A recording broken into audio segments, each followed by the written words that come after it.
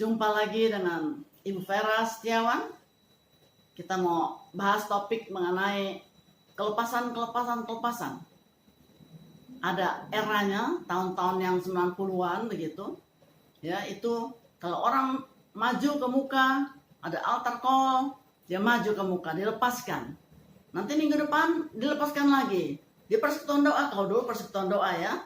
Persekutuan doa dilepaskan lagi. Saya bilang mau apa dilepaskan terus, ya? Kan di dalam diri kita ada Roh Kudus. Masa dilepaskan lagi? Kurang pengertian firman Tuhan. Percaya, tapi tidak disertai dengan pengertian juga nggak bisa, saudara. Kita sudah percaya, diberi iman oleh Bapa di sorga. Lalu kita percaya. Oke, tapi harus ada pengetahuannya. Berendeng jalannya ya. Jadi di sini kita lihat banyak yang bergumul, berdoa. Akhir-akhir ini apalagi ada COVID, ya banyak sekali yang telepon saya bahkan dari Amerika, dari Lampung, dari Jambi, ya dari Bandung, Jakarta juga banyak sekali. Bukan urusan COVID saja, tapi akhirnya ternyata dampaknya adalah dia merasa bahwa putus asa, nggak mau ngapa-ngapain, malas. Biasa urus rumah tangga dia nggak mau. Kayaknya sepertinya mau apa ya, bunuh diri aja deh ya. Gitu. Sebenarnya jangan, ada Tuhan Yesus. Ya. Dan kalau beberapa lagi ada lagi yang tidak bisa fokus begitu loh. Ada sesuatu yang timbul dari hati. Kosong di sana sehingga pelangak-pelongo, lalu ya jadi galau begitu. Dan akhirnya kita kasih firman Tuhan, dan ada juga yang telepon mengenai nafsu seksualnya yang tidak bisa dibendung. Dan kalau sudah begitu ada hubungan gelap, ya menyeleweng di sana. Saya udah bertobat, udah nggak mau, tapi nggak bisa begitu loh. Dan kita akan lihat di sini, hati-hati, karena hidup ini adalah bukan selalu pikiran kita, tapi juga bisa hati-hati ada iblis yang tahu kelemahan seseorang. Dia akan terus kerja, terus, habis-habisan. Dia berulang-ulang. Dia taruh di pikiran kita. Dan kita tidak sadar, kirain tuh pikiran kita. Padahalnya bukan, saudara. Kalau kita cukup firman Tuhan, kita cukup pengetahuan akan firman Tuhan, kita tidak akan seperti itu. Dan akan tertolong. Karena pertanyaan, kalau iblis saja, setan saja, dia tahu kelemahan seseorang, dia serang terus sampai kalah. Orang itu sampai ampun ya.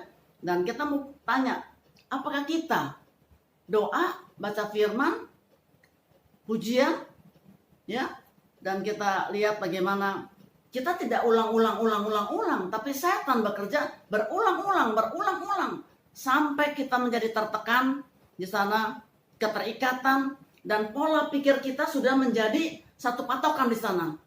Dari satu titik sampai menjadi lingkaran. Orang bilang lingkaran setan, ya kan? Pola pikir kita itu seperti itu. Kita salah, berdosa, kita mengaku lagi.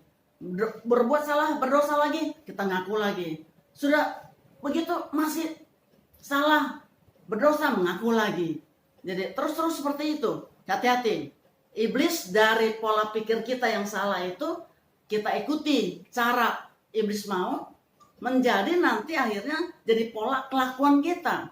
Dan kalau sudah seperti itu, banyak sekali yang mengatakan bahwa ya memang dia begitu dari dulunya, dari sononya begitu. Tidak bisa. Ada tertulis dalam firman Tuhan. Kalau sudah dibaptis, menjadi lahir baru, ya, dikubur yang lama, dan menjadi bangkit lagi yang baru oleh kuasa kebangkitan Kristus Yesus Tuhan. Jadi kita mau lihat bagaimana sih, Bu, mau nolak pikiran setan tuh bagaimana? Kalau itu bukan pikiran saya, tapi pikiran setan ditaruh di pikiran saya. Bagaimana caranya? Kita mau lihat Yohanes 8:32. Yohanes 8:32. Dan kamu akan mengetahui kebenaran, dan kebenaran itu akan memerdekakan kamu. Dan kamu akan mengetahui kebenaran. Kebenaran itu memberikan kamu. Kalau kita tidak baca firman, kita tidak tahu kebenaran. Kebenaran pasti kebenaran firman Tuhan Yesus Kristus, ya kan? Kalau kita tidak baca, kita mana tahu kebenaran. Kalau dia berkata, akulah jalan dan kebenaran dan hidup. Kalau kita tahu kebenaran, kita akan merdeka, saudara. Itu untuk menolak. Kita tahu harus kita menolak, kita tolak, tidak mau. Bukan pikiran saya sebenarnya itu ya. Lalu sekarang bagaimana melawan setan? Kita mau lihat Yakobus 4 ayat 7. Tadi menolak, sekarang kita mau lawan setan bagaimana? Yohanes 4 ayat 7. Karena itu, tunduklah kepada Allah dan lawanlah iblis, maka ia akan lari daripadamu. Tunduk kepada Allah, lawan iblis, baru nanti dia akan lari. Kalau kita tidak tunduk pada Allah, kita mau tunduk juga kalau kita tidak baca firman, bagaimana bisa terjadi? Kita harus baca firman, hayati firman, lakukan firman. Apa yang diperintahkannya, tunduk kepada Allah. Ya, baru lawan iblis dan dia akan lari. Kalau tidak ada kuasanya, saudara. Ya, link itu kita kontak dengan Bapa di sorga, kita berkuasa dan kita baru lawan iblis. Jadi menolak iblis adalah mengetahui kebenaran bahwa pikiran setan itu ditaruh di pikiran kita. Kita lawan dan kita merdeka. Bagaimana menolak juga, ya kan? Dan lawan setan di sini adalah kita bersandar penuh hidup kepada Tuhan Yesus Kristus dan kemenangannya di kayu salib, ya. Kalau kita pakai pikiran kita saja, kita sudah di luar kuasa Tuhan. Sekarang saya mau tanya sekarang. Jadi bagaimana, Bu? Harus bagaimana? Karena selalu tuh gagal terus begitu. Oke? Kita harus tahu. Sudah baca firman masih begitu. Sudah dilepaskan masih begitu juga. Kuncinya adalah, saya mau tanya, contoh. Kalau misalnya kita lagi sakit gigi, ya. Lalu dokternya kurang pas begitu ya. Bisa 6 kali datang masih sakit sampai benjol di sini. Sampai buka gigi aja sakit. Ya. Jadi sekarang kita mesti makan. Dikasih makan sekarang. Mau makan nasi ayam Kentucky atau bubur ayam Hong Kong? Mau yang mana? Pasti, ya. Ini benjol sudah nyot-nyotan. Mana mungkin kita makan nasi ayam Kentucky? Tidak bisa. Kita harus pilih bubur ayam, ya Bogor, bubur ayam Hongkong, bubur ayam apa, bubur ayam. Jadi bagaimana kalau orang paksa kita, udah makan aja nggak apa-apa, saya suir-suirin begitu loh. Nggak bisa, tidak bisa gigit, angkat mulut saja susah, saudara. Jadi kalau orang paksa kita dalam keadaan sakit gigi makan nasi ayam Kentucky, pasti kita tolak. Ya, setuju? Saya percaya setuju. Lalu sekarang kita juga seperti itu. Kalau bukan dari Tuhan, ya, dari si iblis, kita tolak. Kita harus peka, harus tahu persis bahwa ini bukan pikiran saya nggak berpikir mau begini. Saya mau bertobat, saya mau mengampuni, ya. Tapi nggak bisa. Tolak.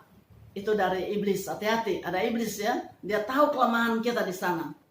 Jadi puji nama Tuhan Yesus. Jadi kalau ada sesuatu yang menguasai kita, yang bertanya kepada saya, ya, coba ini ada jalan keluarnya lagi, coba lebih dihayati lagi, dipraktekkan lagi, baca firman, puji Tuhan, penyembahan, kusuk kepada Tuhan, pasti kuasanya terjadi atas kita. Kita tolak dalam nama Tuhan Yesus Kristus. Angkara murka itu. Kita tolak dalam nama Tuhan Yesus Kristus. Roh najis itu. Tolak dalam nama Tuhan Yesus Kristus. Karena Tuhan sudah berikan kuasa kepada kita. Amin. Saya percaya biarlah banyak yang mau lepaskan. Satu kali cukup dilepaskan. Tapi kalau terulang lagi, ada lagi dari luar kota. Dia WA akhirnya dia pakai telepon. Bagaimana Bu, katanya, kok baru baik sebentar jadi lagi, katanya. Iyalah, itu kan dipraktekkan, ya kan, fokusnya kepada Tuhan Yesus. Kalau belum, ya belum sempurna. Karena ada jalannya. Tolak berdoa, karena kita sudah diberikan kuasa oleh Tuhan untuk menolak itu. kuasa kegelapan, setan itu ya, yang menguasai kita. Puji nama Tuhan, biar menjadi berkat. Jangan lupa subscribe, like, and share, and comment. Bisa juga WA, boleh konsultasi. Terbuka tangan kami untuk saudara sekalian. Dalam nama Tuhan Yesus Kristus. Amin.